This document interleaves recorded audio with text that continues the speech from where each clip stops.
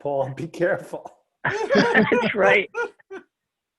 Well, we haven't officially started yet. Yeah, but there's people on. Yeah.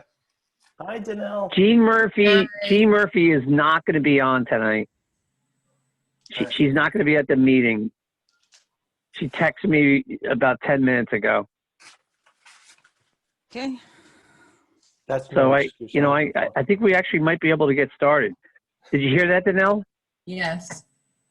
Yes. 7:01. Yes. Time to start. Time to start. All right. Hello, everybody. Welcome to the. Ready to get started, Danelle? Yes, we are good. Okay. We're good to go. Is Colette on? She is. on. Hold on. She is She on. actually called in. I'm just gonna click allow her to. Hi, Colette. And she.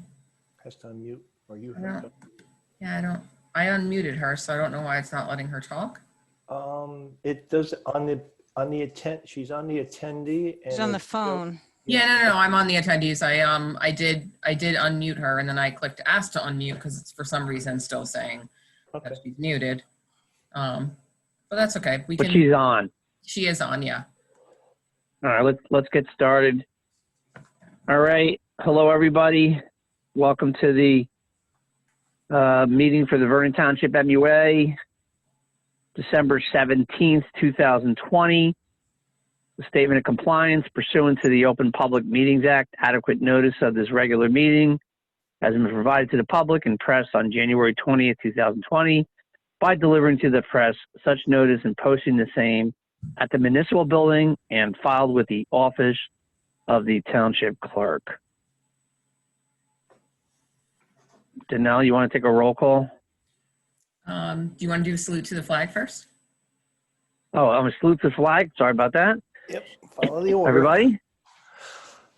I pledge allegiance to the flag Flag. The United States of The America. United States of America, and to the republic to the republic Which for which it stands stands, stands one One nation, nation, one nation, God. God, under God, indivisible, indivisible, with with liberty liberty, with liberty and justice and for all. justice for all.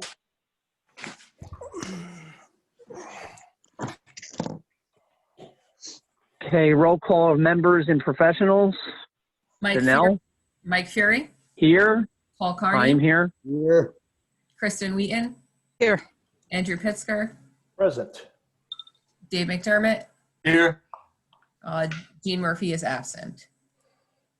Wait, Paul, did I say Paul? I did say Paul. Okay, Yes, sorry. you did. Yes. And then we have Steve Benoski, our engineer on, we have Rich Wenner, our attorney on, and we have Rob McNitch, our auditor on. I am on as the administrator, Don Albright, and Colette is on as our recording secretary. I think I got everybody. Fantastic. Welcome, everybody. Thanks for coming to tonight's meeting. We'll entertain a motion to open the meeting to the public. I'll make the motion to open the meeting to the public. I'll second it. Motion by Paul Carney, seconded by Dave McDermott. All in favor? Aye. I, Aye. Anybody opposed? Danelle, do you see anybody from the public that wishes to speak? I know we have Or- I know we have two individuals that are on here. I will say I did not receive any emails with comments to be read into the record, and I haven't received any phone calls with the same. So I don't know if Pete Reeves or Roy Pascal wish to speak. If they do, they need to raise their hands. Are they on, Danelle, or Yes, they're Yes. both on. Pete and Roy are on. are they muted? I'm going to click allow to talk. All For right. both Pete of them? Reeves has raised his hand. There we go. Okay. Pete, can you hear me? I can actually see all of you. I'm just waiting to see Okay, if Roy's there yet. Yeah. I just unmuted both of you. Okay, perfect. I'll let Roy take it. I'm here. Can you hear me? Yes, sir. Okay. Yes, we can hear you. I don't know if you can see me or not, but I don't know if that's important. If I understand correct, I was struggling getting in here for a second. So are we at the point where, since we're on the public side, are we saying what we need to say? Is that the spot we're at right now? Yeah, we're open to the public, and you have the floor, and you can say whatever you want to say. Okay, super. All right. First of all, thank you for inviting me here. Donnell was the one who said to jump on tonight, and I introduce myself. I'm Roy Pascal, and I'm the managing partner for ownership of the Vernon Shopping Center in town, the Acme Center. And Pete, who's on the line, he's my project manager, property manager there. And so what I wanted to do was open a dialogue, which I've already done through email and such with Donnell. By the way, I'm pronouncing that correct, right? Yes. Okay, good. Yes. And just express several concerns that we have, but largely it's relating to the sewer charges that we're currently having at the property.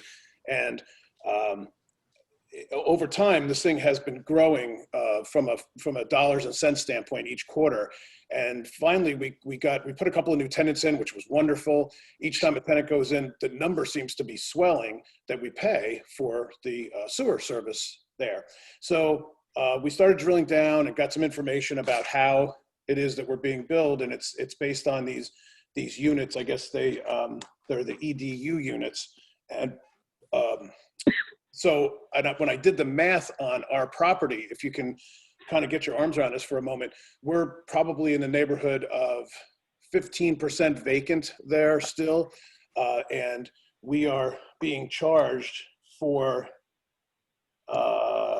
56 3/4 EDU units for the occupied spaces. That mathematically comes out to 650 gallons per day of sewer, which equates into, no, I'm sorry, one EDU is 650 gallons per day. It ends up equaling, and just bear with me here, but the amount we're being billed for is 13.5 million gallons of sewage per year. And so I was like, that sounds like an awful lot. You know, you break it down and it's,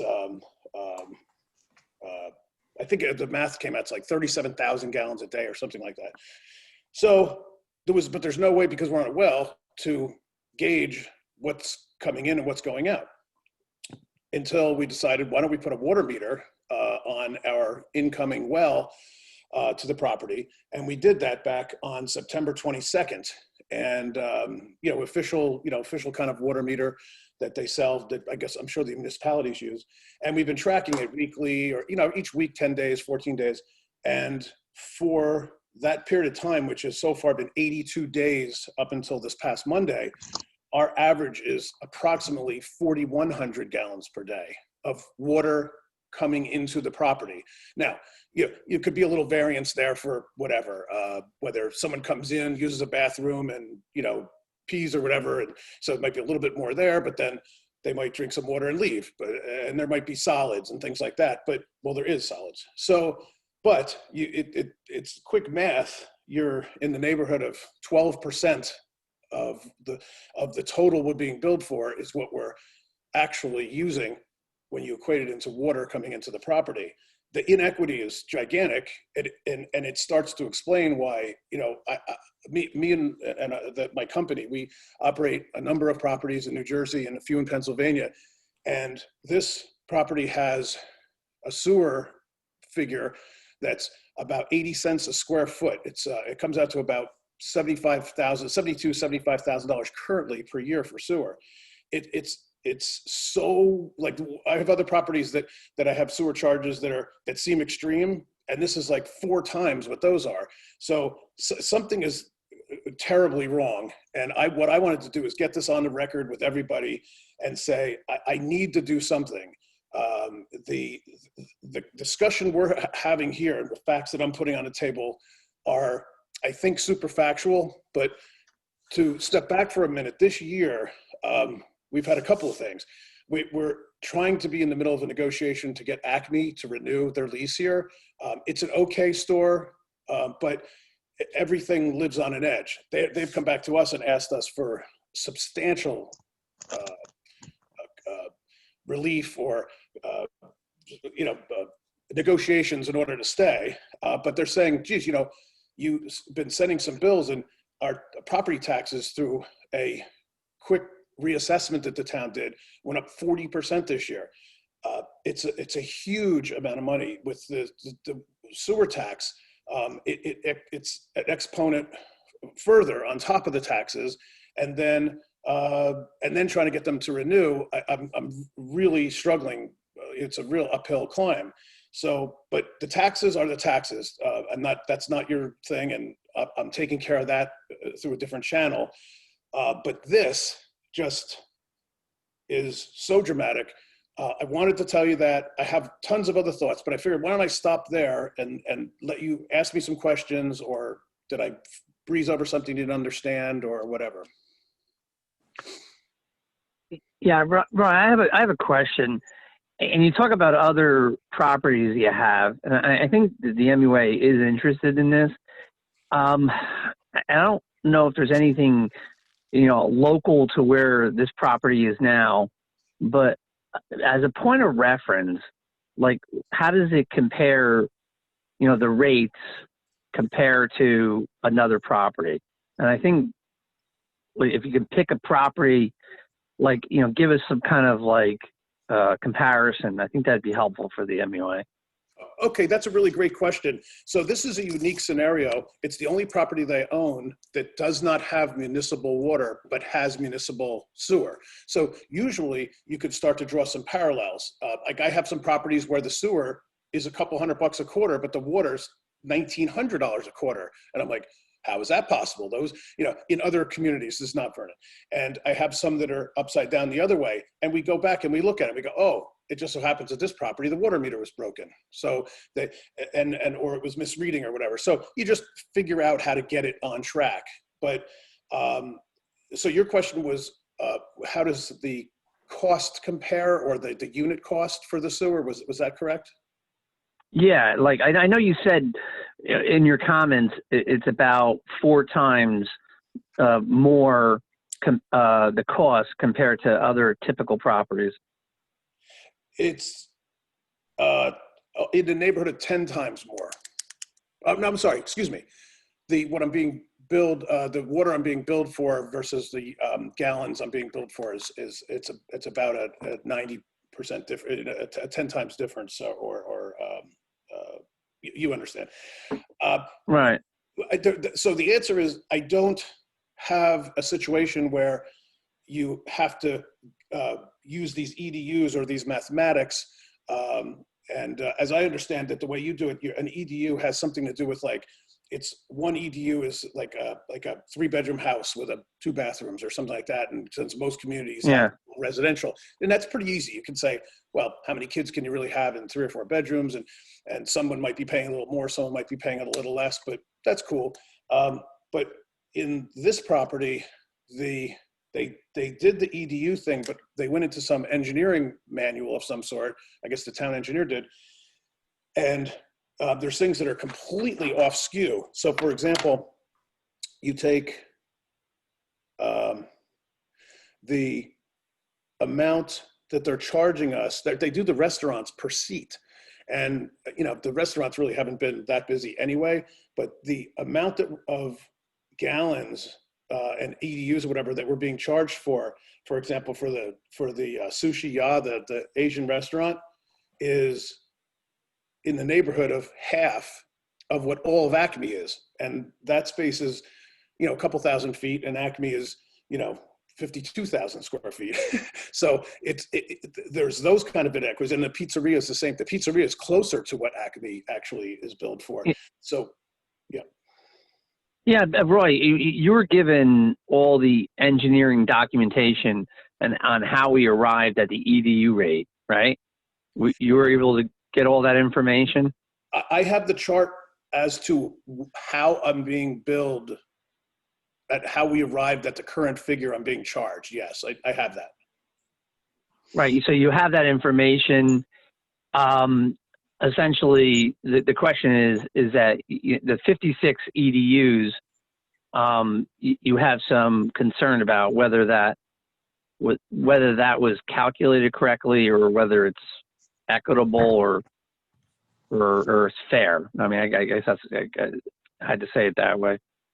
Right. Well, I think that the disconnect, it's absolutely. So what I've been able to figure out generically, I came into a meeting a while ago and we talked to, when I first met Danelle, and I met the mayor and some other folks, and had concern about the taxes and the sewer and the renewal and how do we, keep this ship afloat. But that was generic. I didn't have any information to share with you. Instead of me just, I don't want to be complaining about a bill like everybody else does without facts. So that's when I said, I think the only way to do this is measure what's coming in. It's at least some indication of what's going out.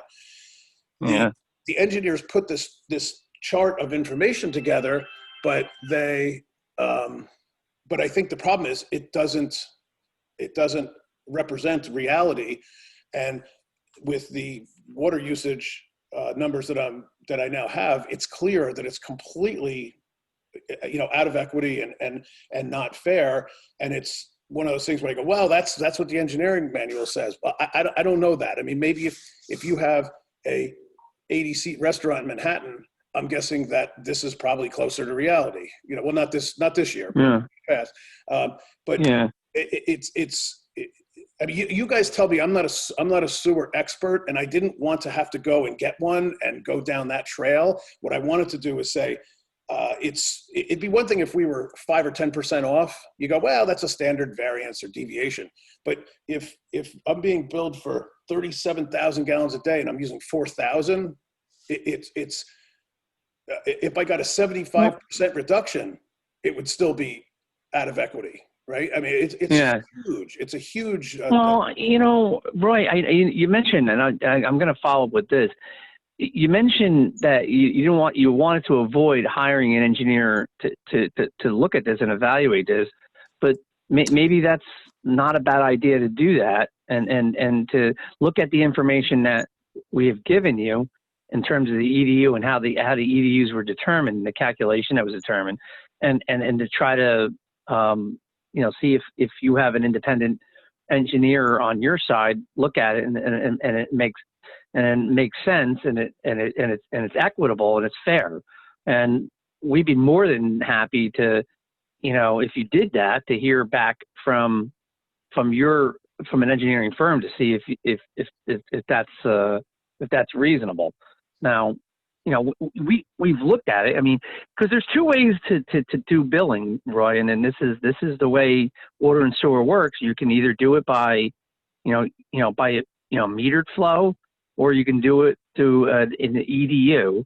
And the Vernon Township MUA, when it was set up, and the bylaws were established, it was established that they were going to bill at an EDU rate, or using the EDU formulas, because there was most of the system didn't have meters to allow them to go to a metered way of billing. So it had to be done through an EDU, with an EDU calculation. Now that's how it was set up initially.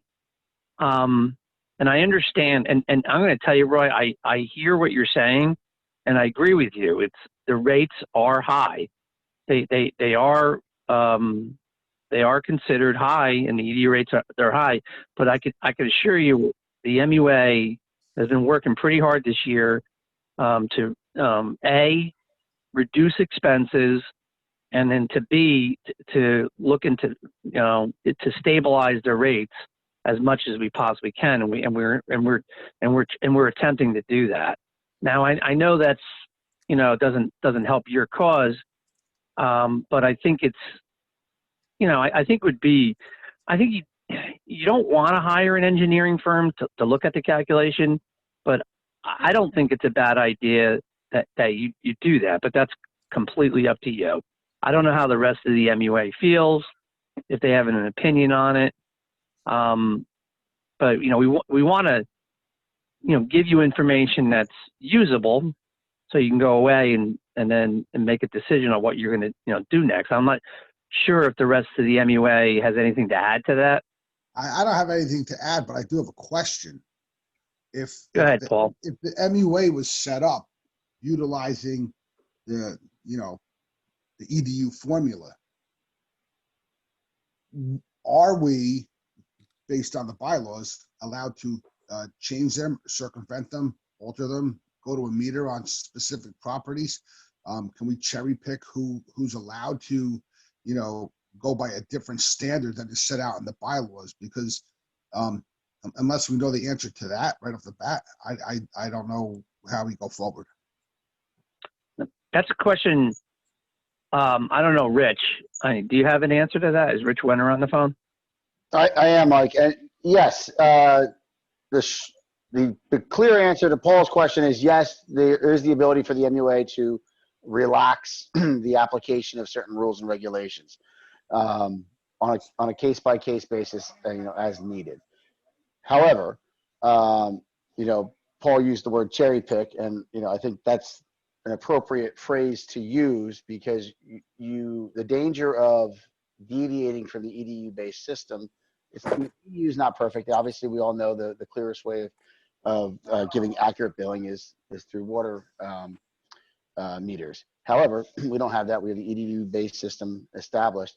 And if you start, in my opinion, if you start deviating from EDU-based building for certain properties who claim that they're being inequitably charged because the DEP allocations for certain uses does not accurately represent and reflect the use that their facility is being put to, you're opening up Pandora's box, in my opinion. And I think it's a very slippery slope as to when you say, well, we're going to do it in this situation, but we're not going to do it in that situation, because I would think most property owners would be able to show that the gallons per day that they're assigned based upon the DEP EDU classifications, if they were to install a water meter, does not accurately reflect their water usage or their sewer usage.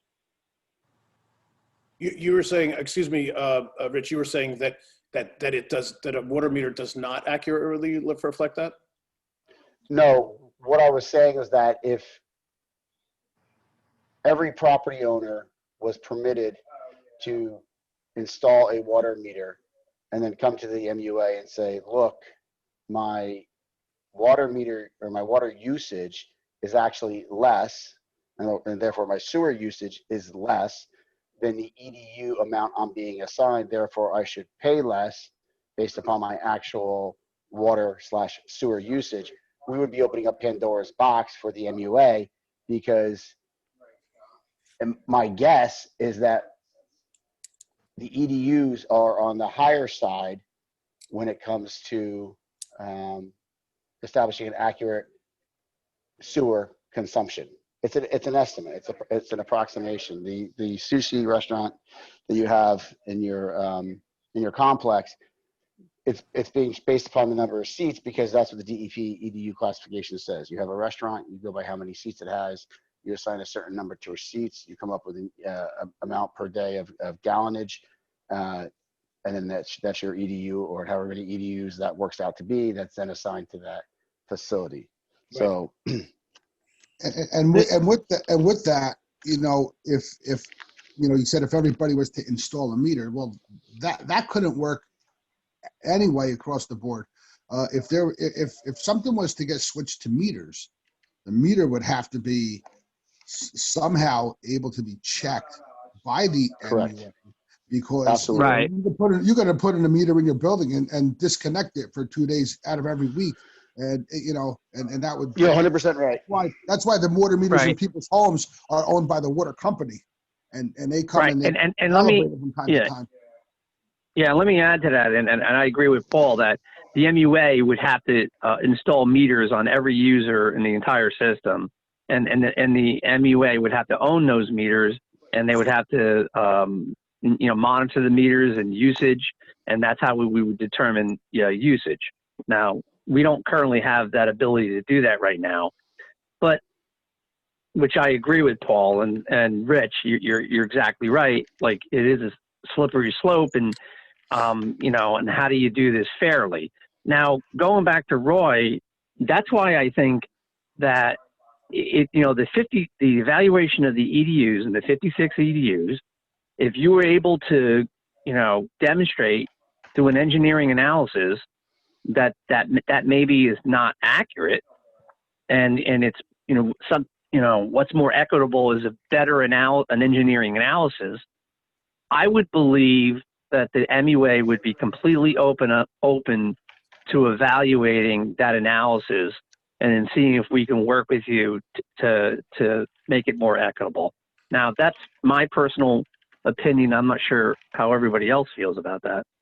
So I would just say, Mike, I mean, the engineering analysis has been done by the MUA, right? That's how the rates were set in the first place. Right. And those EDU rates are based on the DEP's guidance and formulas. And so we and our engineer had applied those formulas to come up with the EDUs that each customer is billed with. I'd say it's unlikely that another engineer, I mean, there might be an error. But I know that we've looked at this, I believe, additionally, because Mr. Pascal has been making inquiries. So I believe that we've double checked it already. So I think it's unlikely that another engineer is going to find an error in the EDUs. So I might discourage that just because it's based on a state formula. Yeah. Maybe what I could do is I can say something. First of all, I have no problem, in engaging experts and to paper the file as you were. But but I think I'm just a basic kind of logical person, and I'm scratching my head here saying I have the chart that is what each is designated to each tenant and how they arrived at what they arrived at. But the scenario with most towns, and especially with Vernon, where you have, houses are fairly typical, and that's probably the lion's share of the stock. There's a few commercial buildings in town there, maybe, a couple dozen of those, but it's, hundreds or thousands of homes. The Vernon Shopping Center is an anomaly. So I don't think, I think that what we would ultimately learn is that not that an engineer would be saying, oh, the state code or the state numbers are off. It's just that certainly the way some of them were applied, I think it was the most aggressive. But even if you corrected some of the most aggressive assignments here, you're talking about going down maybe 15 or 20%, and from the actual water coming into the property, it's such a far departure that I say, okay, that's again, it's back to the anomaly argument that this code can't possibly equally apply from a 3-bedroom, 1.5 bath home over to an almost 100,000 foot shopping center, of which you have one in town. So and that's why you say, like, well, the ski lodge, like let's say the bar at the ski lodge, that should be treated differently than a house in Vernon. It should be treated differently than Dunkin' Donuts and a dry cleaner at the Vernon Shopping Center or whatever.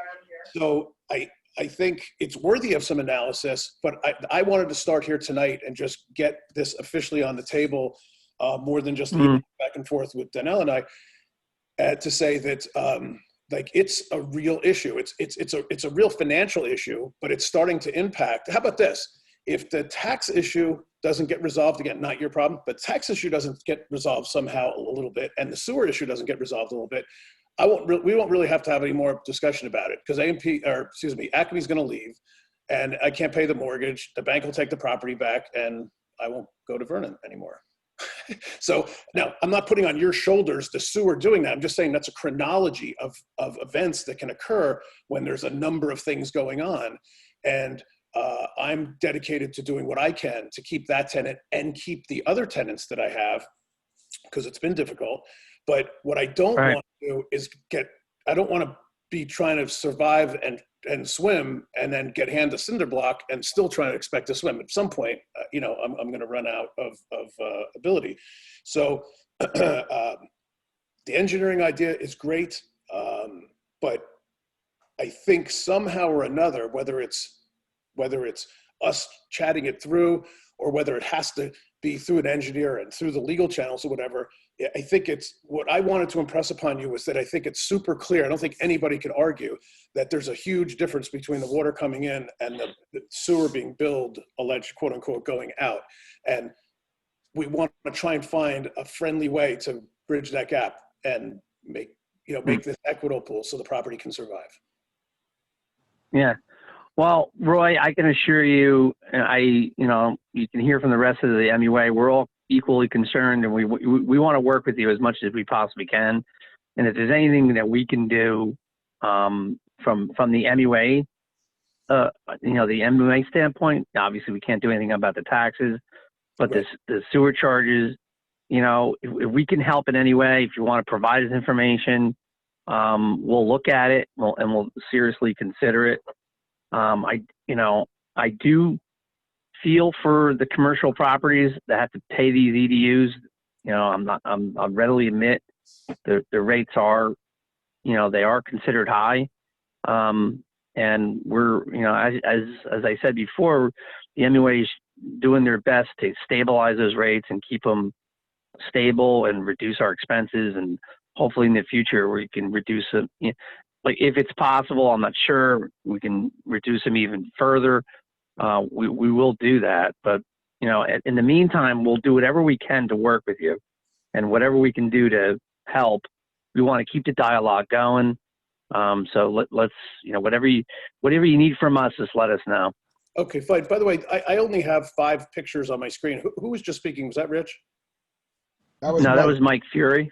Okay, Mike. I'm the chair. My picture's not on. My video's not on. So I'm the chair of the MUA, and Paul Carney, he had some comments, and Kristen Wheaton, she also had some comments, Yes. and then Rich Wenner is our attorney. We want to work with commercial properties to make it, we want to keep you here in Vernon. That's ultimately what we want to do. Yeah, well, I've been around a while now. It's been about 15 years or so, and I don't like painting the picture I just painted, but it's super reality. I like I said before, I'm a basic person, and I like to just have basic conversations and simple solutions. I never want to be like threatening or doing anything that's crazy like that. But I appreciate what you're saying, Mike. That's very important to me. I'm going to absolutely spend whatever time or resources that are necessary to I guess, I don't know, not really identify, but somehow quantify what the bookends of the issue are, where what I have. I mean, maybe my engineer says, well, the water coming in isn't all of it, but I would say, all right, let's have fun and double my number. But okay, fine. It's still a huge difference. So, and I also, by the way, too, I'm a business person. I get it. I know that if you say, oh, that's great, Roy, let's go with your number, and the sewer charges are now 15 or 20 grand instead of 75 grand, so much for your budget or a piece of your budget, that has an impact. So part of the pushback has to be, we can't afford to do this, but then the other part has to be, we can't afford not to be fair. So, Right. So I get it. I knew the ball would stay in my court, and I can put together some kind of simple report showing. I have pictures, by the way. I have the meter that I installed. It's an official meter. It's bolted in. I think it was Paul's concerned. Which I get it. You could play all kinds of games. I'm not interested in playing games. I don't want to make the sewer charges in Vernon my career. I just need to make it equitable so that I can go back to the tenants and say, this is fair. Because right now I would be supplementing it. None of these people are hanging on by a thread. Almost all of them owe me a bunch of money from last year. And to go, I never gave them the new tax bill, other than Acme, had to share that with them. They're a major tenant, and the sewer and taxes. I just kept it silent. Said, okay, it is what it is, and I'll try and fix it before I have to, go into that storm. So, so if I hear you correctly, what I'd like to do is hustle up and and get some engineering input on what I'm being billed for, my water evidence. And by the way, too, what I'm being billed for, there's also, they're also charging me for the 12,000 feet of vacancy. So, you know, and that's before someone else comes in who might be judged as using a little bit more sewer. So you know, there's already 15% of the property or whatever that math is, that has, you know, nobody in it. In some of those cases, those stores don't even have a toilet or a sink because, you know, they were demolished. So you see how it becomes exponential from my standpoint. And So that was going to be, sorry. that was going to be one of my questions, was whether you're being billed for the vacant property, and you just said that you are. Well, it's on this chart, so I assume that that's what's coming through to the bill. There's a little disconnect between the chart that that you sent me, Danelle, that has all the spaces listed, units 1 through 14. I just assumed that was what I was being billed for, but when I did the math I did to you, the math I went through with you before was off my actual bill. I don't know if those two technically connect, but either way, it kind of doesn't matter whether I'm being billed for the vacant spaces or not. It's so high that we need to address the whole matter. And that's the question that it led me into, as the person who's up at that property the most and deals with the tenants and everything. How is it that if a tenant moves out of a space, how do we stop being billed for that sewage in that place? Those spots have been vacant for, I don't know, Roy, you can tell me, 5, 6, 7 years? Yeah, some of them, yeah, for that. And 2 of them don't even have bathrooms in them at all, 2 of them. And 2 are vacant that do have bathrooms that have been vacant for, I don't know, probably 3, 4, 5 years. Mm-hmm. So how is it that a tenant, I know they have to go in front of the board if we get a new tenant for the MUA to get approval for that. So how do we get that off if we are being billed for those vacant spots, or how do, in the future moving forward, like if we have a tenant that leaves, how do we go, okay, the town where this is vacant, we shouldn't be charged for the sewer coming out of this place because nothing's happening. Right. Hey, Rich Wenner, do you have somewhat of an answer for that?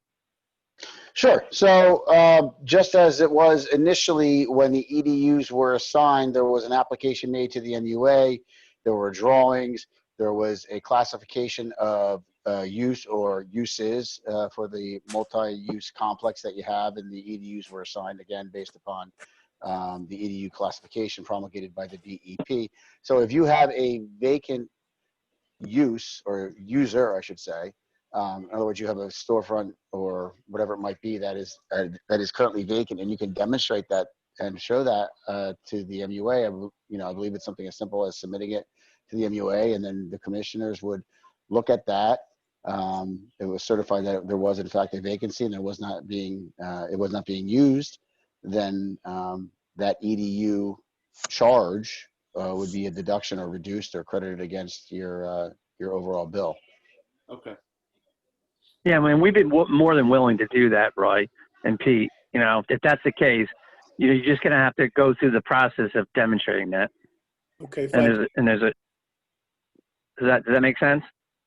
Yeah, no question. I was going to ask Danelle, the chart, I have it as an August 11th email that you sent me that had the list of the 14 spaces and the square feet and gallons per day and stuff.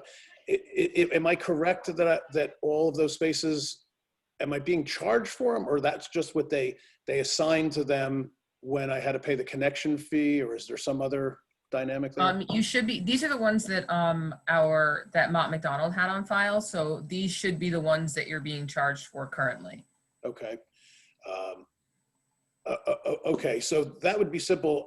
And I guess, Mike, were you saying that there's an application to do that, to say, all right, let's at least deal with these right off the bat while we're doing the engineering analysis? Yeah, Danelle, can you answer that? I'm not sure if there's any kind of formal application to demonstrate that, or? No, there's not. I don't believe that there's a formal application. So if you just, write in a letter, I just need well, it would be ideal if you had the blocks and the lots. If you don't, I just need the actual location. Although now I'm saying blocks and lots, I think it's all as one. I think we have it all as one in our system. Yep, I can do. You can give me, if you can give me the names of the names of the locations in the actual plaza. that would be helpful. So at least I can connect it to what it was before, if that makes sense. Sure, and then I can do, obviously, move out dates and things like that.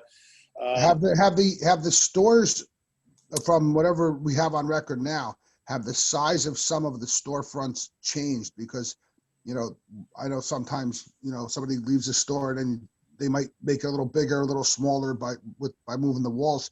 So if the square footage of any of the places in use or not in use has changed, that should be part of your paperwork as well. Yeah, that's a good point, Paul. The only thing that's changed is when we put Snap Fitness in, that was half, that 12,000 foot space, we rented half of that to Snap Fitness, 6,000 feet. And so nothing grew or shrank, but it just went from one store to two stores of the same size that still total of 12,000 feet. So other than that, what that chart that you sent me, Danelle, that has the right square footages, and nothing else has changed during my time in Vernon. So how about this? It's certainly not during the time that we've had sewer. So I had one other question as well. Are there any other issues like this in town? Is there anybody else who is having a similar problem in a commercial scenario?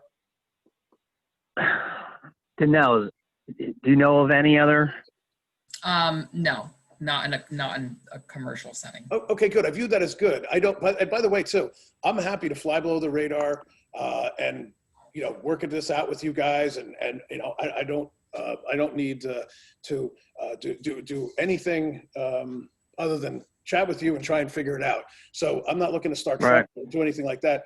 But I think that what I said before, I feel even more strongly about now, and that is that you have, to Rich's point about maybe making an adjustment. I think if you make an adjustment for the largest retail property that you have in town, I believe it is, based on something that was, out of equity to begin with, I don't think you're setting up a precedent that you now have the guy with the 2-bedroom house is now bitching about the person that has the 4-bedroom. I can't imagine that, but you all would know better. No, I agree. No, I agree, Roy. That's true. We're going to do anything we can to help you. So if you can demonstrate any of these issues, the tenant issues that we say, we're going to work with you, and we're going to do everything we can to help you out. Excellent. I appreciate that. And is this the forum, or does ultimately something like this have to go back to the county or to the No. town, so someplace higher? No, it goes in front of us, and then we decide. We're an MUA, and then if it's presented to us, and then we decide, and then we make a decision based on the facts that we're given. It doesn't have to go anywhere else. Then we have to put a resolution together for that, correct? A resolution together to accept it and to move forward. Okay, super. Well, I get it. I think you all understand where I'm coming from and my concerns that are very specific to the property and the financial aspect. But the bigger picture for the community is I think it's a real problem if there's not a supermarket there. And I know a lot about the commercial real estate business. And if there's no Acme, there probably isn't a supermarket. I don't know of a replacement for that. I think it's a real problem. I have a huge financial problem if that happens. And then, of course, the town doesn't have a supermarket, and that kind of stinks. And then the problem is, you lose what we call in the business the generator. Then the liquor store can't make it, and then the bagel guy can't make it, and people find someplace else to go, and they go to the Chinese restaurant at the ShopRite instead of here. So it becomes a really downhill tumble. So that's the top of the peak of what we're trying to avoid. The rest of it is, oh, by the way, it's a lot of money, and all these other things we need to work out. So so that's the latter. Hopefully that makes sense, and I'll find someone who's an engineer who's got a background in this kind of thing, and we'll get them to put their opinion together and see what we can do with it. Thanks a lot, Roy. We appreciate it. All right, thank you to everybody, and happy holidays, and we'll get something going here. I now have my Christmas and New Year's project, I guess. Well, I guess I do. Good. Thank you for your input. Good luck, Roy. All right. Thank you ladies guys and very gentlemen. much. Appreciate it. All right, no Good. problem. Thank you. All right. All right, Danelle, is there Um, anybody else from the public? I don't see anybody raising their hand. Okay, make a motion to close to the public. Motion to close to public? Second. Motion by Andy Pittsger, second by Dave McDermott. All in favor? Aye. Aye. Aye. Anybody opposed? All right, moving down the agenda. Approval of the bills, resolution 20-57. Everybody had a chance to look over the bills. Yes. Are there any questions, any concerns? I had a question about the bioxide for odor control. Okay, That's something that we've been doing all along. That's yes, normally. yes. It's pump station number 1 has bioxide treatment. Yeah, it's for odor control. That was in the original design. The other pump stations don't have bioxide. That's the only one that has it. Okay. But That- that pump that- station isn't really near anybody, right? No, that's the pump station that's down by the solar panels. Yeah. It's not really near anybody, but that was in the original design. So we- Whether it was needed or not, that's you make a good point. I mean, it's I'm not, seems like, I mean, I don't know how long that supply will last, of $2,000 or $3,000. Seemed like a lot of money. yeah, I don't know if Howie's on, if he could tell us how long that chemicals last. I think it's He's 6 months. He's not on. Yeah, the last time we purchased was May of this year. So you're Okay. so you're looking at a couple purchases a year. Kristen brings up a good point. That's down. That station is the furthest one away from people. Yeah. And I always knew it was there, and I never even thought about why is it there? Is it necessary? Yeah. You're looking $6,000-7,000 a year, and also on top of that, is this just a purchase that we do? Have we researched prices lately on this? I know when you continually buy from a vendor, they'll over time increase their prices if they know they're not coming to bid. I guess $6,000 in the big budget picture of it, it's not a lot of money. I mean, it is, but it isn't. But this is something that maybe every once in a while, every couple of years, it should go out to bid. I know we do that where we are. But then again, we buy, so much more Lots of than chemicals, most people yeah. in the world. But we have 2-year contracts, and then and with 1-year options for 2 additional years, we could extend them if we're happy and if they're happy, and we keep the price the same. So we could kind of get away with that because we buy so much. But I do know that by going for bid, it kind of keeps them honest. Hey, Steve, I don't want to put you on the spot. This is Steve Bernard. That's something, if Dewberry can look at that, just to look at, just evaluate the dioxide, whether it's necessary or not, what we can do about the cost, whether we can, get some alternatives. Okay. I've always wondered why dioxide was used. It is a, for odor control, but you would think it'd be necessary in a residential area. So pump station number 3, which is, in a residential area, doesn't have it. And and there's no dioxide treatment there. So, So if you can look into that, I appreciate it. I think it's a good point that Kristen and Paul are making. Will do, Mike. Thanks, Steve. Any other comments about the bills? Any issues, questions, concerns? Well, my question, it's not really much a question on the bills, but it rolls into something else. And it seemed to me that there was a cost of cutting keys. Thank you. I don't have the paperwork in front of me. Oh, yeah.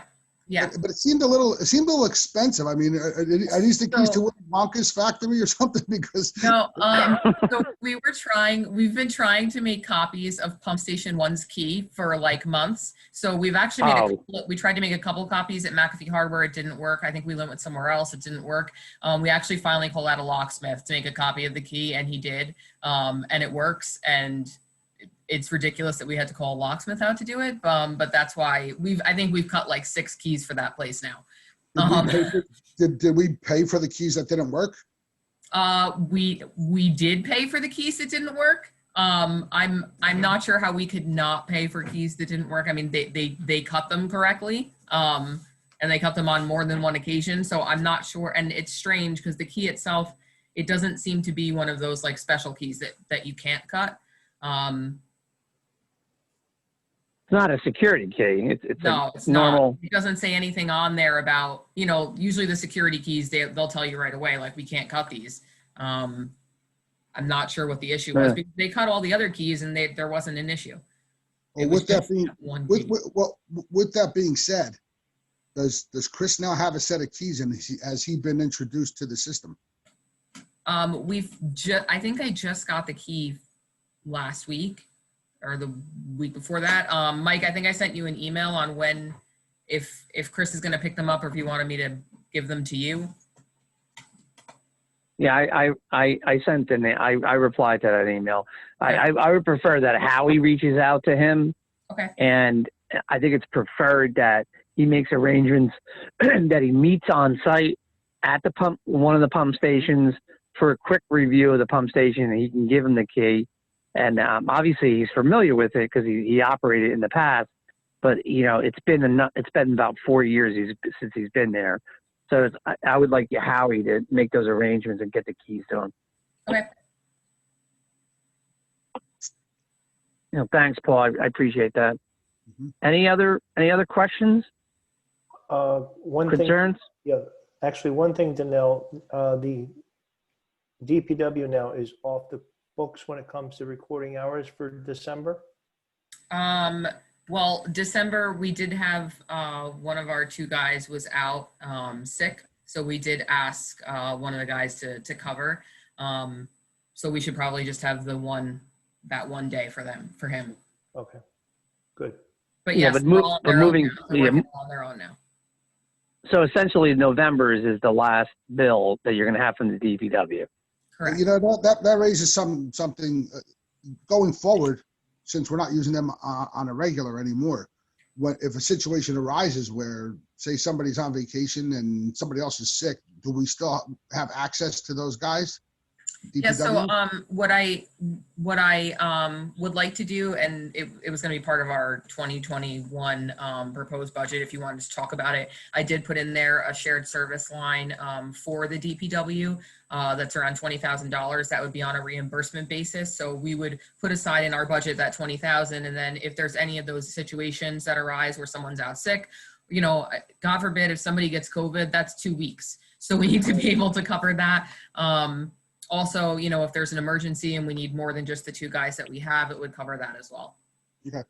Yeah, so we'll use it as needed. Correct. Thanks, Paul. Good. That was a good point that you brought up, because there is a concern of that happening and having coverage. So we did talk about that in the budget process, me, Andy, and Danelle, and that's actually covered, as Danelle says, in a line item in the budget to cover that.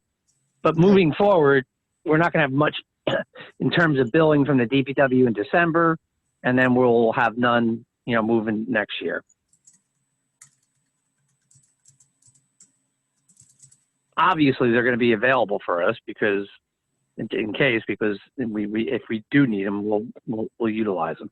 Well, yeah, and I was just asking to make sure that it was something that had been addressed and it's covered and there's no surprise awaiting us down the road. They go, we don't have to come anymore.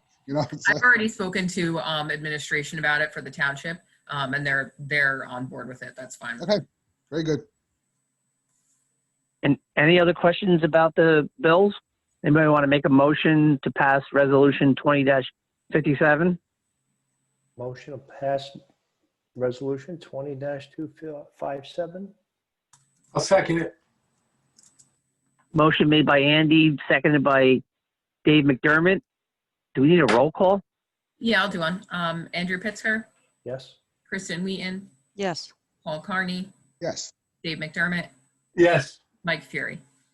Yes. Okay, good. Moving on to resolution, we already started talking about resolution 20-58, approving late introduction of the 2021 budget. Danelle, can you go over that? I'm yeah, gonna be so- back. I'm sorry. I'm just gonna be back in 30 seconds. I have to get a power cord for my computer. I'm sure you can continue without me. I'll catch up. We won't vote without Thank you, Chris. So we do Go, have go ahead, Danelle. this late budget introduction resolution. This is something I'm pretty sure the authority has done every year.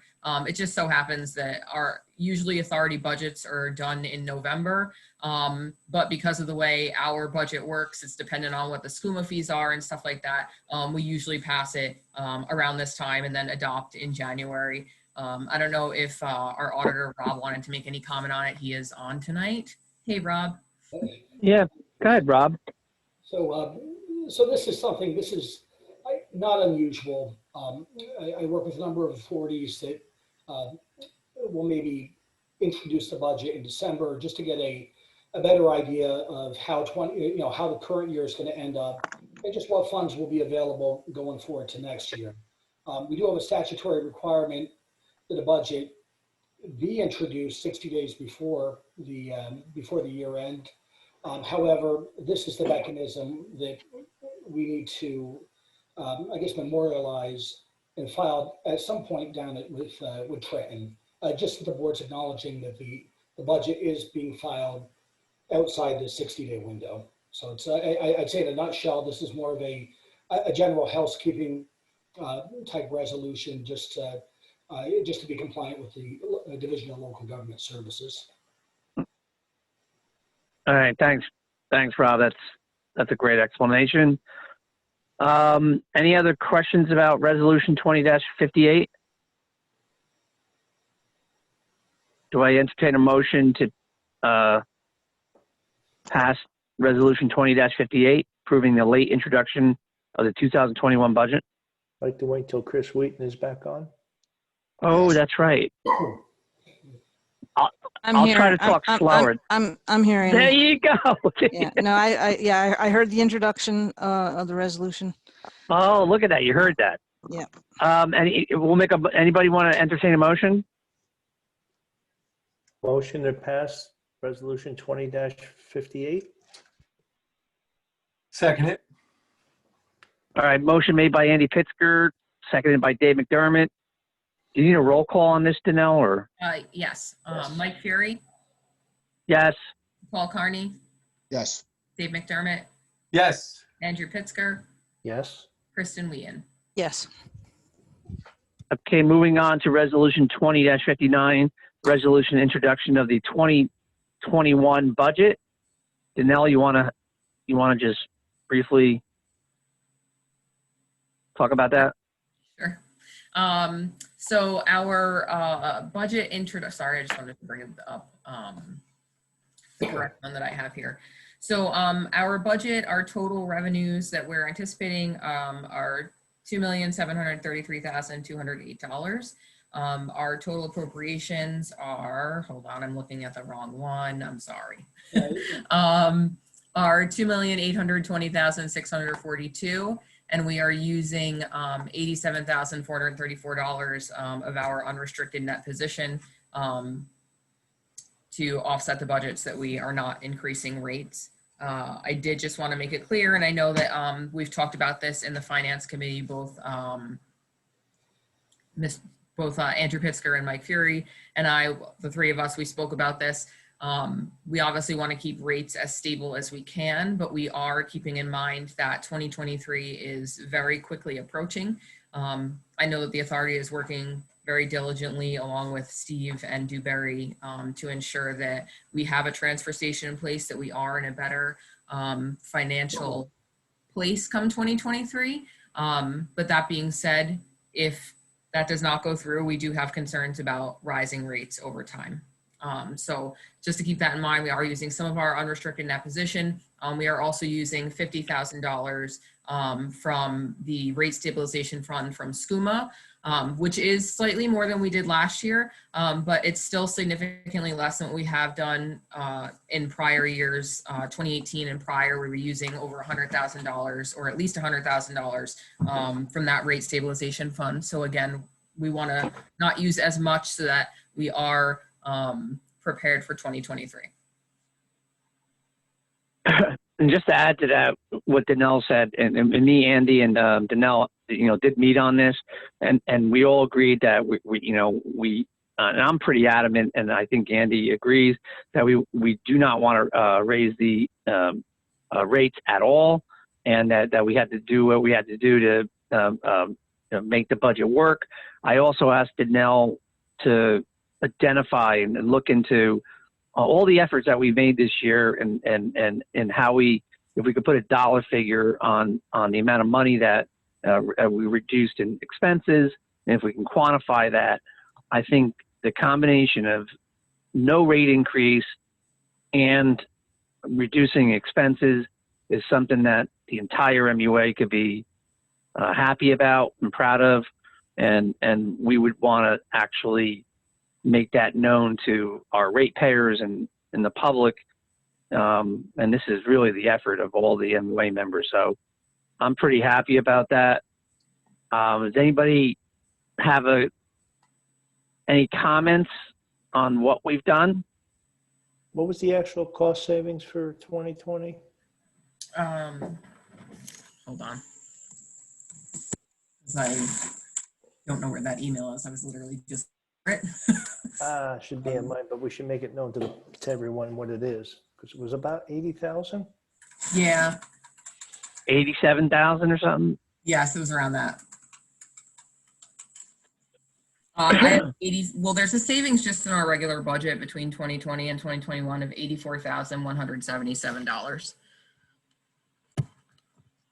Going from 20. Right. 20, right. Good, Mike. And And again, Andy, that might change based on any kind of. Is it possible it's going to change at all? Danelle? That the savings would change. I mean, so that's just our that's just our bottom number, like our bottom budget difference. That number won't change, but there's obviously savings that we've seen over this year that go into that unrestricted net position. So all of our unused budgetary dollars go into that unrestricted net position, which allows us to use some of it this year. It's kind of like we save this much money this year, we're going to be able to use it into next year's budget to take care of the things we need to take care of. And something I did want to point out too, and we talked about this, our capital improvement fund, I mean, we're putting aside a very good, very nice sum of money to be able to actually address, things that have to do with infrastructure and things that really need to get done, which, we haven't really put a lot of money in there to do that in the past. So I think that's a real positive, that not only are we saving money, but we're also putting the money that we do have into things that are necessary for the actual system. It's good. Yeah, and we're going to ask, Howie's not on, but we're going to ask Howie, our licensed operator, to take a hard look at that and make a list of things that he can identify as things that are a priority. And we want to set a priority list and then identify those things and then get us that information back to us so we know, so we can make smart decisions. Right, Andy? Absolutely. I mean, some of the things we looked at, Steve Banowski, he went along with us on the tour when we were addressing some of these maintenance issues and things that have been put aside for too many years. And one we looked at was that electrical panel, where it's very out of date. You can't even get the switches anymore on a lift station. If that thing goes down, well, we have a hell of a lot of difficulties. So that's one of the areas. But I want to see how I bring to us that list, and then let's get these items fixed, repaired, and updated or rehabilitated so that we can last a lot longer. Because right now we're just taping some things. So that's what has to get done. But at the same time, when we looked at this budget, we were able to maintain a cost reduction and not get have to give a rate increase at the same time. So we've done pretty well with that. And that goes out to everybody on the team. Yeah, no, I definitely. And Steve, you're going to help us, on the engineering side to identify things that you might see, a different set of eyes on the system. I know you had a chance to look at everything, and if you could help us with identifying things that are a priority, because we don't want to be paying emergency rates to fix things. We want to be a little bit more proactive and be ahead of things. Yep. Input Anybody else? Yeah, I was just thinking any input from Paul or Kristen or Dave. I mean, it's Dave? really important that we have our ideas out there for how to look at too, since we have a different set of knowledge on it. So Right. Please share that input as well. And Danelle, just from a procedural point of view, it gets introduced tonight, and then the approval date is when? It will Final be, approval? it'll be at the second meeting in January, which is the 21st. And just so I had sent in that email that we would have a rate hearing, just to be clear, the auditor reminded me that we don't need a rate hearing because we're not changing our rates. So we won't need to have a rate hearing, but we will have that budget adoption meeting. Rob, any other comments you have to our budget? Yeah, Rob. I was going to ask Rob, what do you think? I think Danelle expressed well. I have really the same thoughts in that. But this is something I think from a budget standpoint, we've done things between 19 and 20. Between some of the cost savings that we have it's given us the ability to do a bit of this rate stabilization, and that's something that with the plan of the transfer station, assuming everything goes as expected and as projected, I think this would be it's certainly a good mechanism to provide the rate players with some relief down the road, especially with that big escalating 2023 debt service payment that we have. And from that point, that's the first jump. And of course, it does steadily increase after that. But otherwise, though, I think I think we have certainly the board has a good plan or has a plan with this. Certainly, we've put ourselves, I think, in a good position to provide this kind of rate relief, a rate stabilization to our payers. Overall, I think it's I think we're kind of in good shape here. Assuming everything goes as projected. As far as I guess any other comments, Danelle mentioned that yes, the adoption will be the next meeting. We do have to submit this to the Division of Local Government Service for their review and their blessing. So we will need that before we can do any kind of further adoption. Really beyond that, I think the only other observation I'd have, I think this is probably the first time since the inception of the authority where we have not had a rate increase. So it just big win. This is the first. Good job. Real relief to, I guess, the ratepayers that Vernon residents have seen at this point. Well, you know what we're going to do? We're going to advertise that with everybody, without the ratepayers and the public. I think we're going to make that well known. Like everyone said, Andy said, and everybody, this is, these are 5 or 6 people in Danelle working very hard to stabilize these rates, and I think we did a good job doing that. This is also the first time this year that we met, more often, and we really put our collective heads together to do something about all the expenses. I think we did a great job. Yeah, I think that's key, actually. I think that really is what got us going in the right direction. Getting together once a month and just going over bills, this, that, and the other thing. I mean, it served a purpose, but we're really serving our purpose now because we're having real discussions, and I think that's why things are getting done and going the right way. Agree. I agree. I mean, Paul. Any other Dave and comments? Christian been on- What's that, Andy? I was gonna say, yeah, but Paul, Christian, and Dave, you guys have been on longer than Mike and I. I mean, your reflections Yeah. would be appreciated. Yeah, We get more done because we meet more often. And obviously we had a logjam in the past where I don't have to go any further than that. But once we freed up the logjam, things are starting to flow.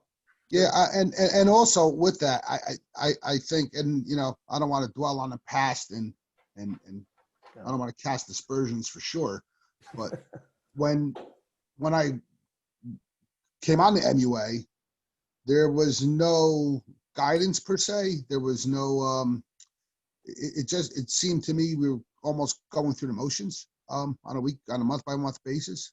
I don't know if that's how it's just, you know, how it's been maybe it was that way from the beginning and it just, you know, continued on that way. I like the turn that we made this year. And I feel we're really, we're accomplishing something. I feel like we're getting something done.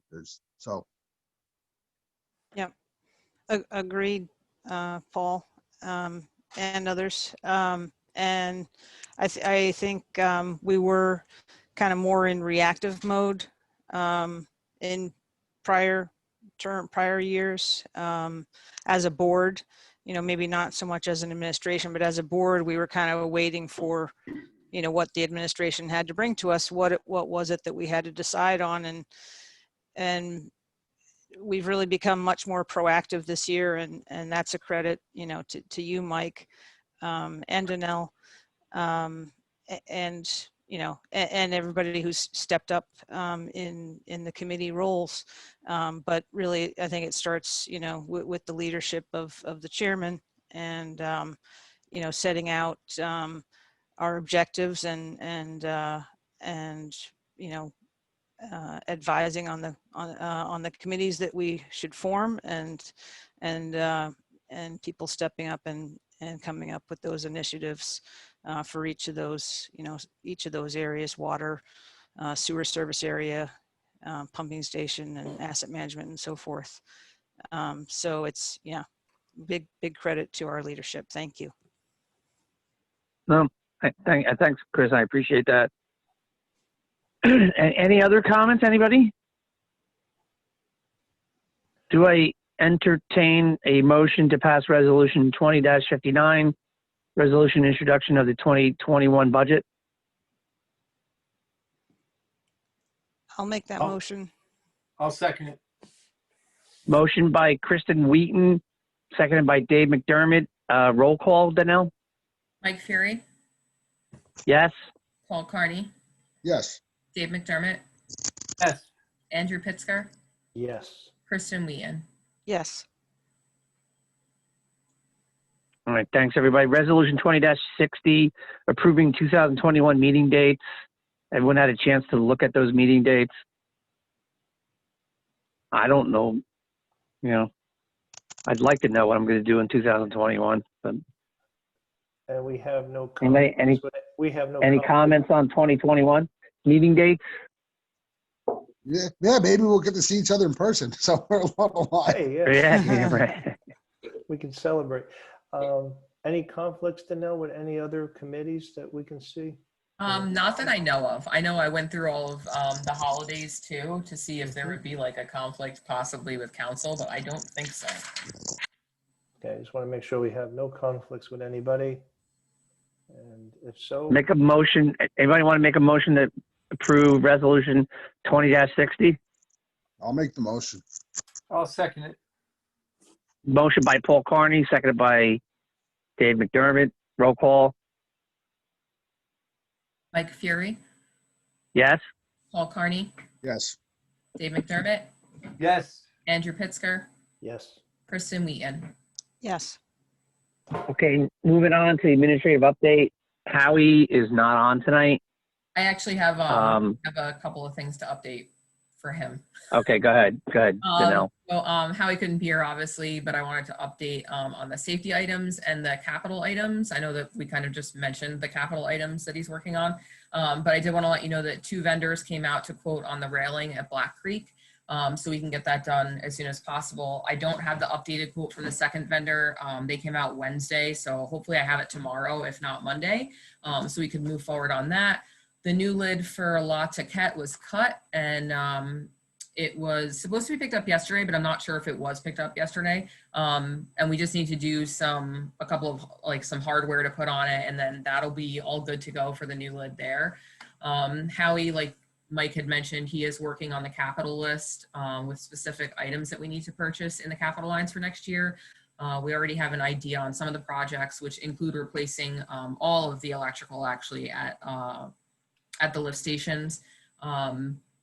As well as, a list of pumps, the specs on those pumps and stuff I need from him so that we keep them. And there was something else. And a small generator he's working on, getting the right specs for that. We are anticipating our larger generator coming, but he wants a smaller one for when he's moving around, I guess, to the individual lift stations.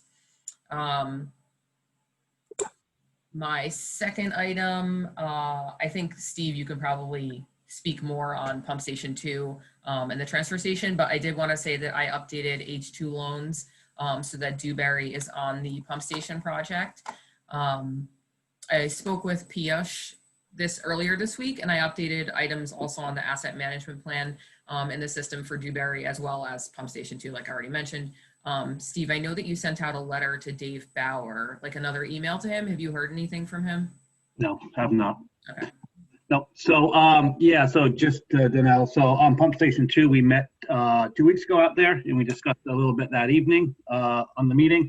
So essentially the way we see it is the pump station site over kind of near the existing pump station. It's a good location, easy location as far as construction. Now the transfer station that they wanted, the location that they wanted to, kind of discharge their trucks, which was right off Sand Hill Road there. We aren't so sure that is a favorable location, in part just because it's it's on a hill, to put it plainly.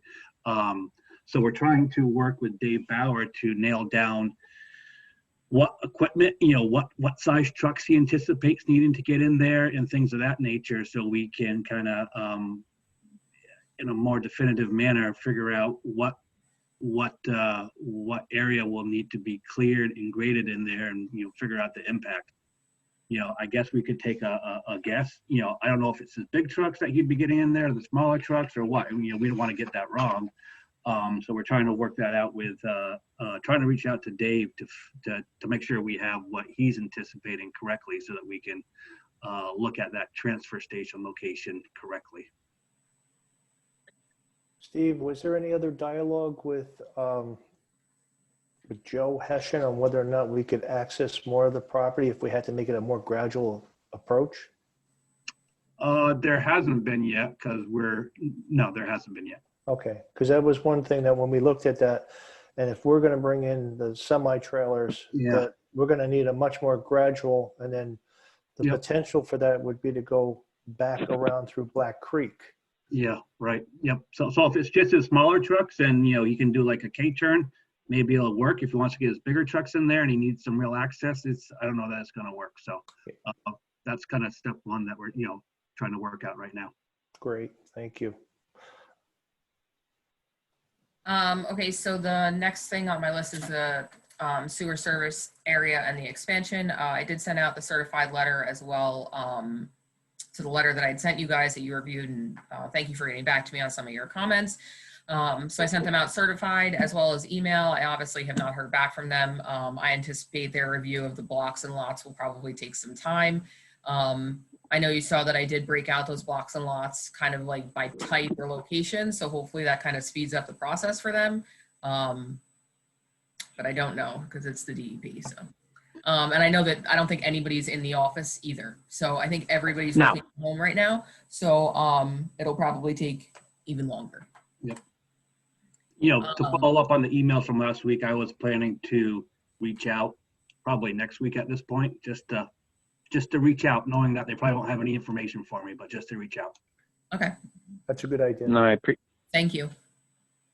and Danelle, if you have any issues, Kerry Plug, she's a government affairs person. She will help things move along. She'll get things moving along in a quicker fashion. You contact her if you don't get anywhere. And if you have to do that, then I would do that. That is your best bet because, they're required to move things at a relatively, reasonable pace. And if we could follow up with Dewberry, if Dewberry can follow up on a regular basis with them and kind of nudge them and move them along, it would be appreciated because it's obviously important to the overall plans that we have as an MUA. So I would recommend follow up with Kerry Plug, the government affairs person. Okay. She's a very reasonable person and she'll help out. Go ahead, Janelle. Yeah, the next item, I was just writing down her name, sorry.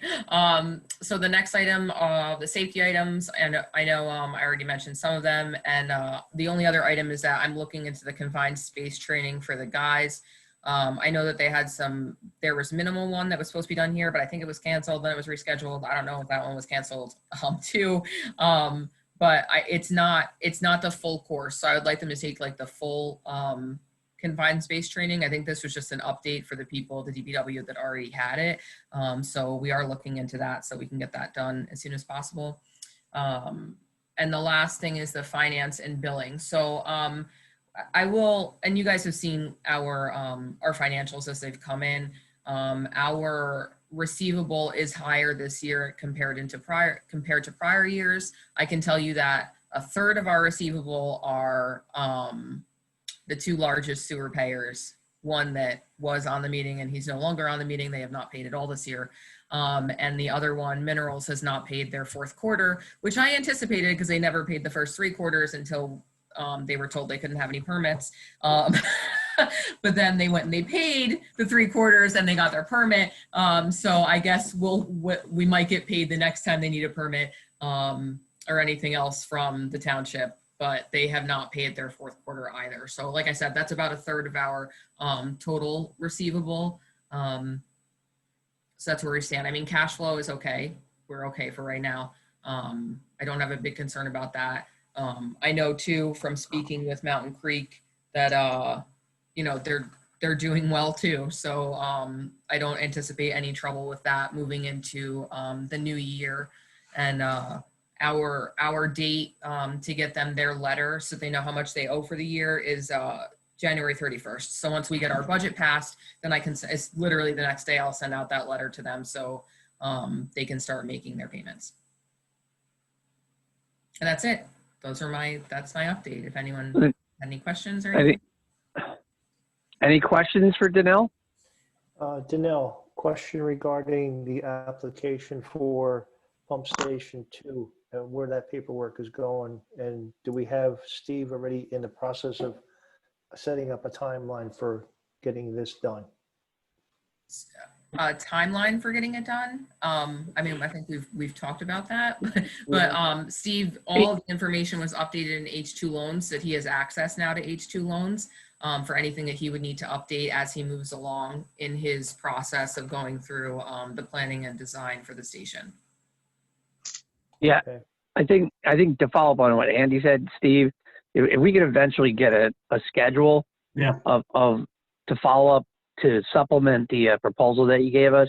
Yep. I think it's really important, and I could, we need to have a time schedule, and so we can, when we regularly meet, we can kind of look at that time schedule and start checking things off and meeting our goals. Steve not on schedule, right?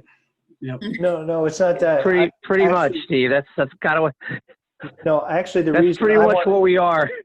No, actually, Mike, I have another reason for it, is that with 2023 coming along very quickly on us, we need to make sure that we follow this up and, keep all the balls in the air so that we can increase our revenue. And the other thing is we've got to start looking for additional revenue new hookups. So I'm trying to put this Right. all together and saying, okay, if we know what the timeline is, how far can we make sure 2023 doesn't kick us in the backside? And that's where I'm at with it strategically, is making sure we've got all of that working.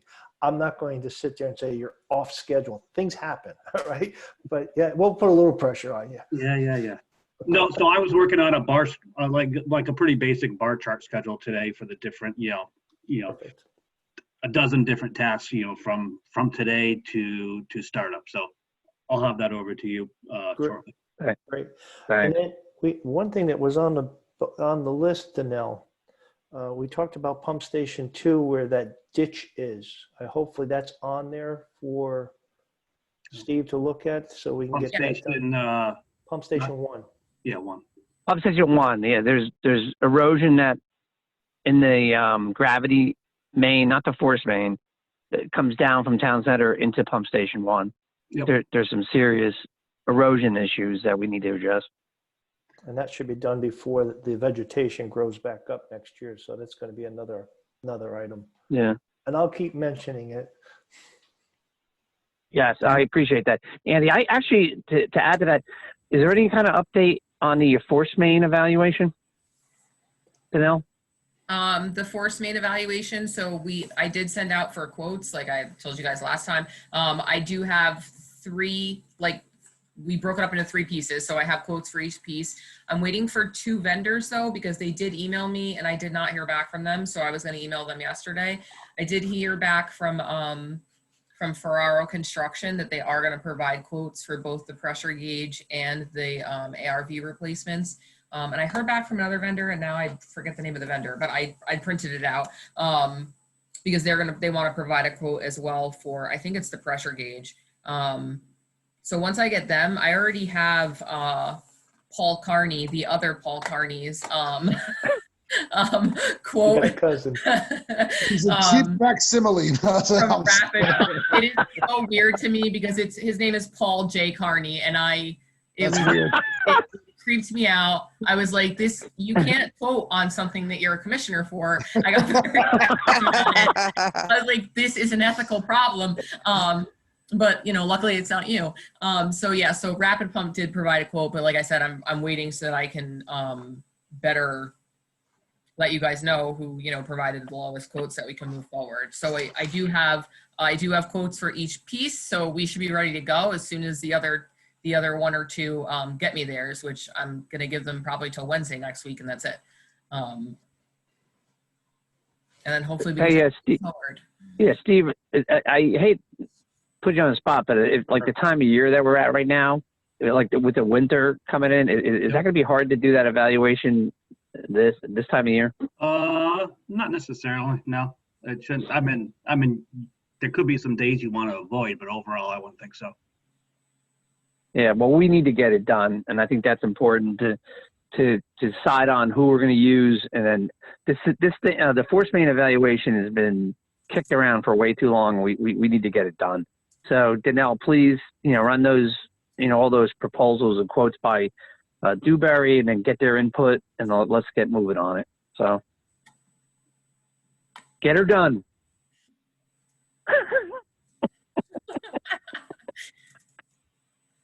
All right. Anything else? Nothing on. I'm not gonna, unless anybody has anything in particular on the subcommittees you want to bring up. On number 9, we're gonna actually go to number 10, commissioners' comments. We'll start with. We'll be fair, and we'll start in the top left-hand corner, Andy Pitzker. Wow. Okay. Well, I guess my only thing is, since we've been working on these charters, and I think it's a really good direction, utilizing charters to kind of get our projects done, and it's kept us on focus all year, is I was thinking if all of us could consider what we'd like to get accomplished for 2021. So maybe at the next meeting, have one item you'd like to discuss as far as what you'd like to accomplish for the MUA. I've got 3 that I'm going to kick around later, but that's one thing. And Danelle, I want to say thanks for working on the budget and kicking it around, and the guys have done a good job as far as helping us keep costs down.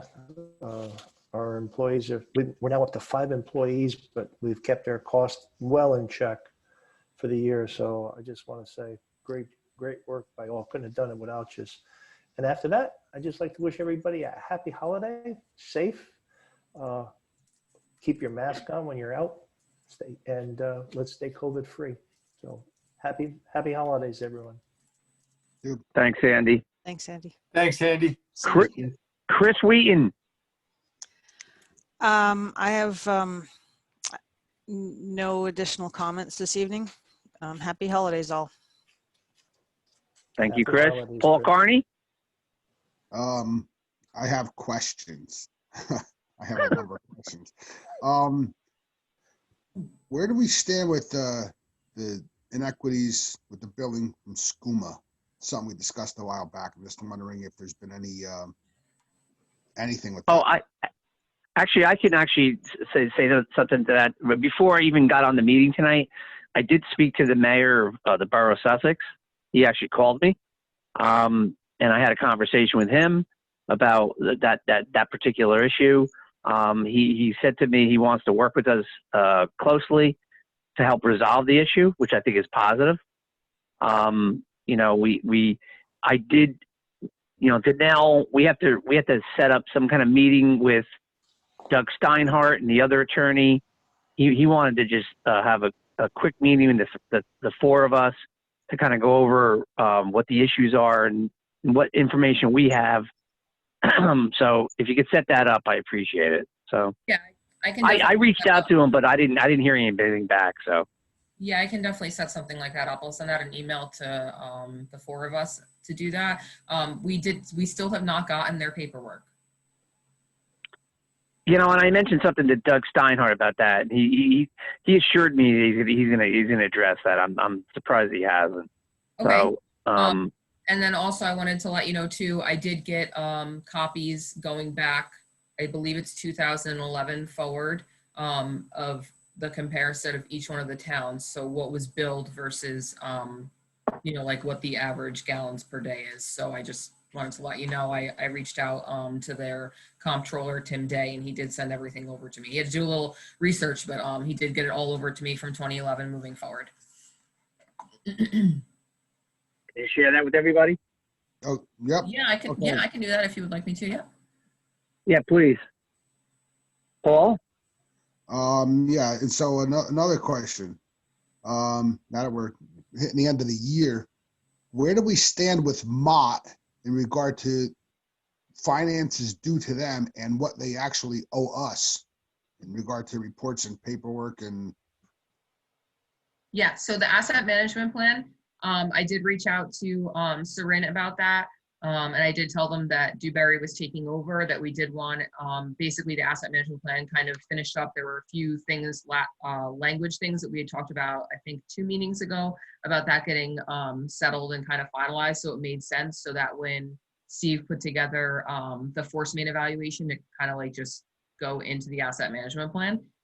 So she's going to do that. There were a couple of things that it's very strange. There were a couple of things that I didn't even know that were never addressed, that should have been addressed by in the past before me. So I answered a quick couple of questions for her, and I went through the asset management plan, and I approved some of the things that were already in there. And I think we're just waiting for that final language to be settled and for her to get us her finalized asset management plan, and then we'll be able to put in the force main evaluation and then do our resolutions that we need to do and then get it uploaded into the system. As far as Mott McDonald and billing, I actually have all of their bills. I need to review them to see if they're accurate before I put them into Edmunds to be done with their billing for the end of the year. can we withhold billing until we get what is due to us? Because, I don't want us to pay them off and then we're still chasing down our plan from them. I mean, so that there are certain regulations that I have to pay within a certain period of time, but we're still within that period of time. Okay. And obviously for things like the asset management plan, for final billing on the asset management plan, that's not going to be paid until we receive the fully, an asset management plan that you guys are okay with and that you're comfortable with. Is there, I don't know if we talked about this in the past, along the same lines that Paul's saying, is there any kind of documentation to them to actually list out, in a document exactly what we're looking for, what we're missing? Like, what would help Dewberry pick up all the projects where they are, any kind of missing pieces of information? We need to identify that and then document that to them. And then say, listen, this is the documents we need. We need to get all these, and then in order to, resolve all the issues, and then we can pay them and move on. And so I think that's something we talked about at the previous meeting, but I think we need to do that. We need to document it. Yeah, Steve, I was actually going to reach out to you because I know that some of the things that Surin probably has are like engineering documents, Right. or like computer engineering documents. Yes. Right. So you would probably know the better, Yep. the exact things that you're looking for. So Yep. what I can do is I can put you guys into contact with each other. Obviously there are things that I have that Surin has sent me, but a lot of them are PDF, and that's not going to be helpful to you. Yep. Like, so the first thing I was just thinking about as this conversation was ongoing was, I know that, we have some PDFs of, the system maps. I don't know if that's CAD based or GIS based, but whatever it is based, it'd be nice to have those electronic files. For one thing, it just came to mind. Yeah. Yeah. Well, we need to make that request. All right. So let's follow up on that. All right. So then I got two more things that are somewhat related. When we were looking back a while ago, and paperwork or permits for the VFW were misplaced or couldn't be found. That's something that really can't happen again. And I was wondering if there's been any thought along the way to possibly, over time, start scanning everything that's in that office and making everything into electronic versions of everything, get some external hard drives to store them on. And this way, we have everything in another area and we don't have to rely on paper. Yeah, so just to let you guys know, so Colette does have a project between now and the end of January. All those files, and the VFW is like a perfect example. I pulled the VFW file and there were items missing from it. Those files are a complete disaster. I don't know if anyone can find anything in those files. So she is going through them. We do have new folders. They're being put together like in some sort of meaningful way that I can be able to pull documents from, but even going through them will be able to tell us if there's any documents that are missing from them in comparison to what we should have on file for each one of our, I want to say vendors, that's not what I'm trying to say, but for each one of those properties. So that is going to be done. I think the scanning is a great idea. I think I would like to see what's missing from those files before I start scanning everything, because I would like to have the file scanned as one single file, and probably bookmarks that I know, into different sections, so I know what's in each one. I love everything on the computer, so I prefer no paper. I love the idea of scanning all of them. Okay, and then because it was VFW related, I was wondering if Dave, are there any updates on VFW and their plans for hookup? I think they're all done. Are they? Yeah. Last thing was the Yeah. grease traps, Yeah. right? They- Dave, yeah, the last thing was the exactly. grease traps? Yeah, and they fixed that, and they went ahead with it, and everything is done. They're all hooked up, I think. Well, then, if that's the case, I think that's something, Mike had said about letting it be known publicly that, how much money we saved this year. I think because of the past, how this was kind of an issue in the town, I think somehow it should be made known public that, the MUA also came to an agreement with the VFW, and the veterans are now hooked up to the sewer system. Because for a while that was definitely I don't want to say a black eye on either one of us, but it definitely was a sore point in town. And I think people should be aware that it's been settled, rectified, they're hooked up, and it's no longer an issue. Do you want me to talk to the mayor and see if they can put something up on Facebook about it? Or maybe like the mayor will want to talk to someone at the VFW and Yes. like post it together or something? Yeah, I mean, I think just something, just because, with the MUA, and this started before, I think, definitely before any of us were on the MUA, especially all the bad publicity part of it. I think a little positivity, looks good. That's, let's toot our own horns a little bit. Sure. I agree, Paul. A list of accomplishments. I do. I'm gonna. When I get to my comments, I'll say it. Anything else, Paul?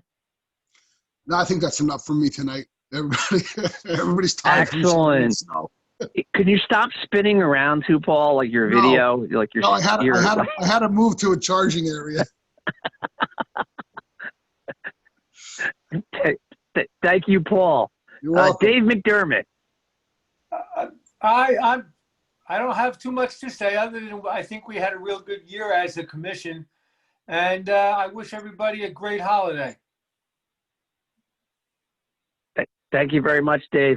The only comment I have to make is I want to reiterate what everybody said. This is an excellent MUA. I have had a couple conversations with Harry Shirtway and Howard, Mayor Burrell. He's really hopeful. He's happy the accomplishments that we've made, and he really is hopeful that we can continue into 2021. I think this group has done an excellent job. He did. I think they may ask me to come and speak at a town council meeting and give an update on the MUA, and that's really where we're going to have our chance to talk about all the positive things that we did as a group. I'm really proud to be working with everybody. It was a great year. We look forward to continuing on into 2021.